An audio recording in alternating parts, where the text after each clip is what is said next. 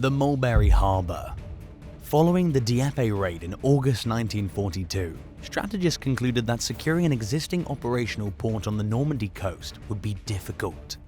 As a result, the Allies integrated the prefabrication of two floating harbours into their D-Day planning and preparations.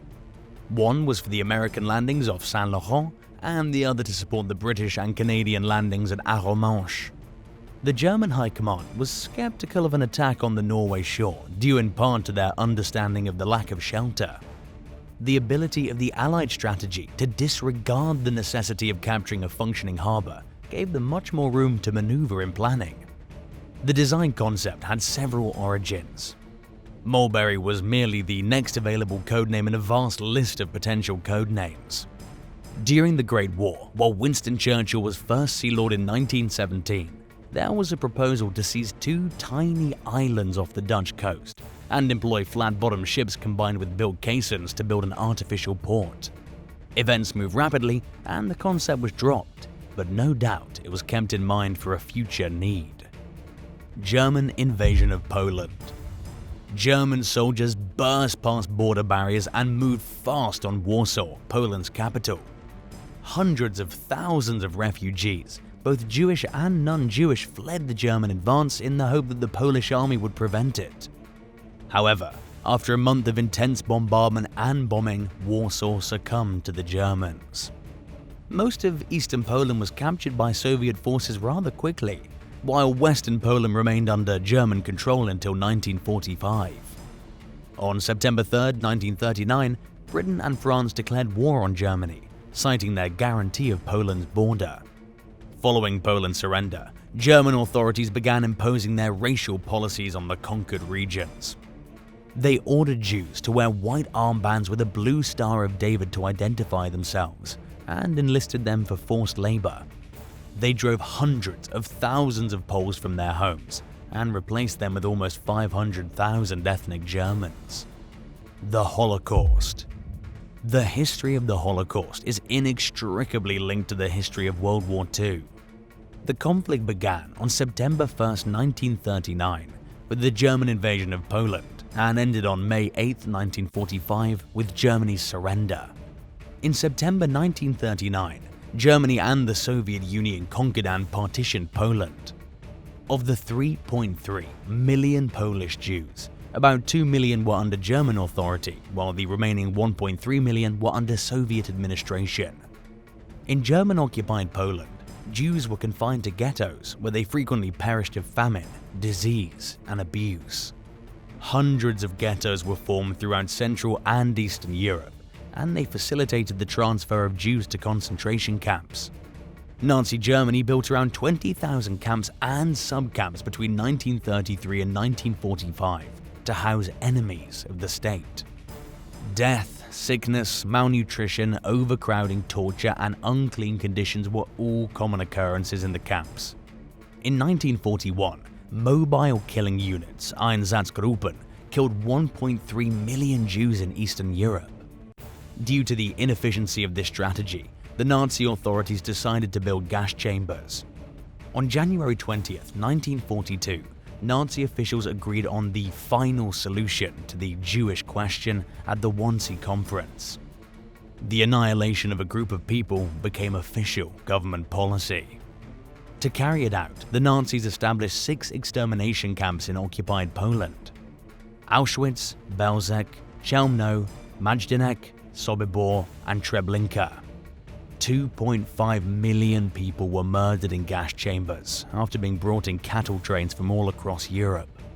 In ghettos, concentration camps, and death camps, the Jews battled the Nazis and their collaborators in order to protect their identities, humanity, and lives. Between July 1944 and May 1945, the Allied forces freed the camps as they moved across seized territory. 6 million Jews were massacred in all. They made up 2/3 of the Jewish population in Europe. The Battle of Britain. Following the Nazis' victorious capture of France on June 18, 1940, newly elected Prime Minister Winston Churchill delivered a speech declaring, "The Battle of France is over. The Battle of Britain is about to begin." The German tactic was intended to secure air supremacy over the United Kingdom as a prelude to Operation Sea Lion, a full-scale invasion of the United Kingdom. The Luftwaffe began attacking maritime centers on the south coast on July 10, 1940, before shifting its aim to RAF airfields and infrastructure.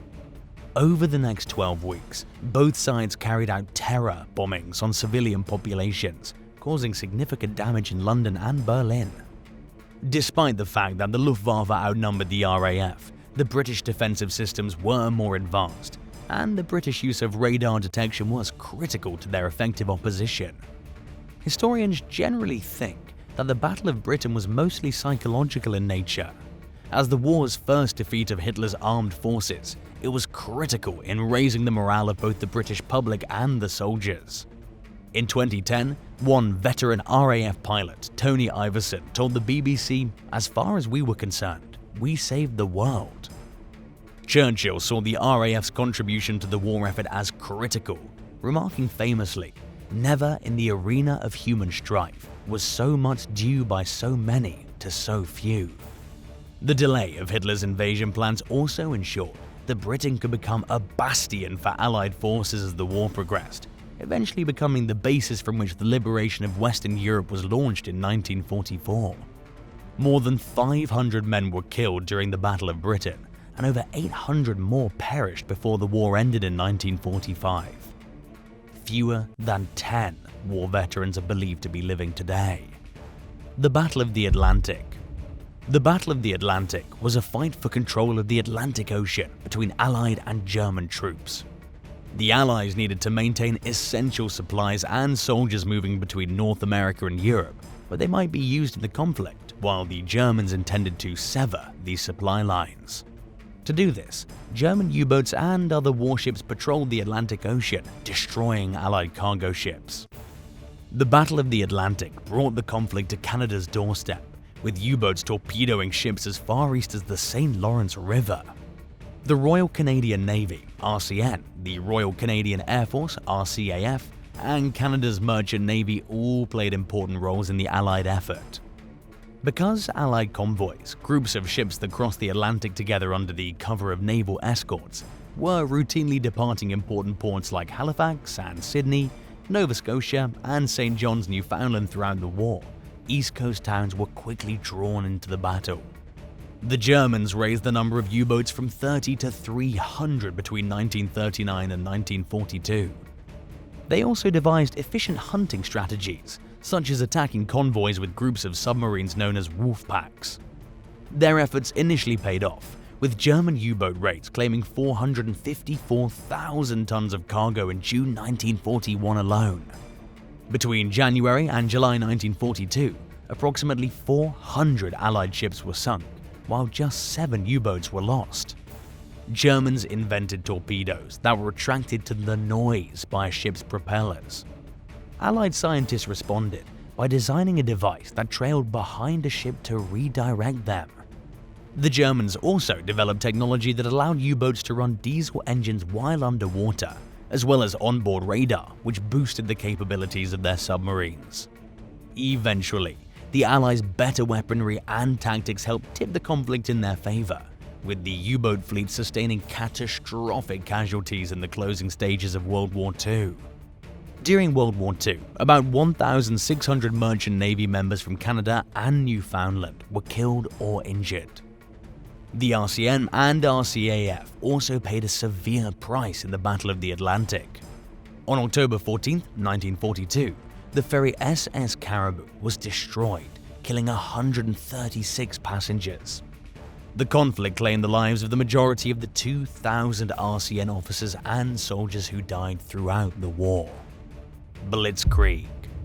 By relying on the military technique of Blitzkrieg, Germany soon overran much of Europe and remained triumphant for more than 2 years. Blitzkrieg tactics demanded offensive weaponry, such as tanks, aircraft, and artillery, to be focused over a narrow front. These troops would cause a hole in enemy defenses, allowing armored tank divisions to quickly enter and wander freely behind enemy lines, generating shock and disarray among opposing defenses. German air support hindered the enemy from fully resupplying or redeploying soldiers, preventing reinforcements from being sent to seal breaches in the front. In turn, German forces would encircle opposing soldiers and force them to surrender. Due to the English Channel and the Royal Navy's defense against German ground assault, Germany was unable to overpower Great Britain. Despite the ongoing conflict with the United Kingdom, German soldiers invaded the Soviet Union in June 1941. Initially, the German blitzkrieg appeared to be a success. With devastating casualties, Soviet forces were forced back more than 373 miles to the gates of Moscow. Hitler declared war on the United States in December 1941, adding great economic and military force to the coalition stacked against him. In 1942, a second German attack against the Soviet Union carried German soldiers east to the Volga River and the city of Stalingrad. Ultimately, in November 1942, the Soviet Union mounted a counter-offensive, trapping and defeating an entire German army at Stalingrad. But Germany was unable to defeat the Soviet Union, which, along with the United Kingdom and the United States, took the initiative from Germany. Germany became entangled in a long war, ultimately leading to its defeat in May 1945. Dunkirk evacuations. The evacuation, known as the Dunkirk Miracle, provided a significant boost to British morale. But when Nazi aspirations shifted toward Britain, Prime Minister Winston Churchill recognized that the greatest struggle remained ahead. The evacuation was overseen by Admiral Bertram Ramsay. Ramsay had retired prior to the war, but was called back in 1939. He and his team worked in a room deep inside the Dover Cliffs that formerly housed a dynamo, a sort of electrical generator that gave the operation its name, Operation Dynamo. Dynamo began on May 26, 1940. Strong defenses were built around Dunkirk, and the Royal Air Force dispatched all of its aircraft to cover the evacuation. More than 800 military ships of different sizes and forms were used to move troops across the English Channel. On June 3, 1940, the remaining British troops were evacuated, with French forces covering their withdrawal. Large warships could only pick up soldiers from the town's East Mole, a seawall that extended into deep water, or send their boats on the beaches to collect them. To expedite the procedure, the British Admiralty sought assistance from small boat owners. These were dubbed little ships.